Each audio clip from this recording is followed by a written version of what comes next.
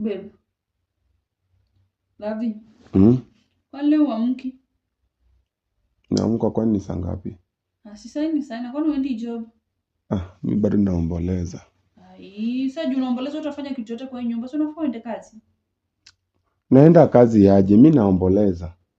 Okay, saa ni ukifutwa job alafu. Yaani wewe Raila amekufa, wewe unaona tu job, si ndio? Niende job. Raila amekufa niende job mimi. Alafu niamke. Saa ni saa ngapi? Saa 3.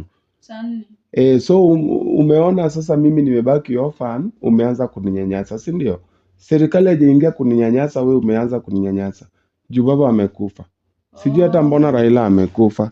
So rent tutatoa wapi juu umeamua ni kulala? So rent tunatoa wapi? Nani analipa rent na hii time? Nani atalipa rent na hii time? Mimi ni orphan. Mimi ni yatima, bado naomboleza.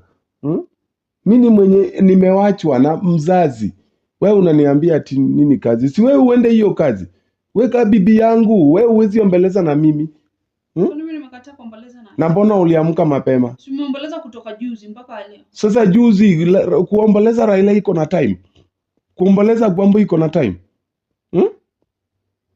Time Raila alikuwa anatupigania, alikuwa anapima time. Wewe unajua Raila amesimama kukuwa president Kenya mara ngapi? Lala basi jua kuachia inheritance utatumia hiyo. Lazima mkuwe na nini bana? Patience.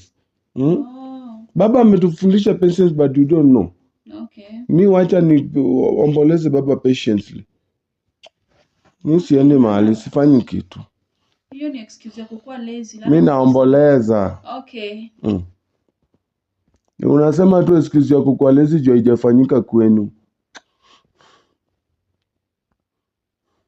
Usingiza watu wako kwa history. Uniwache.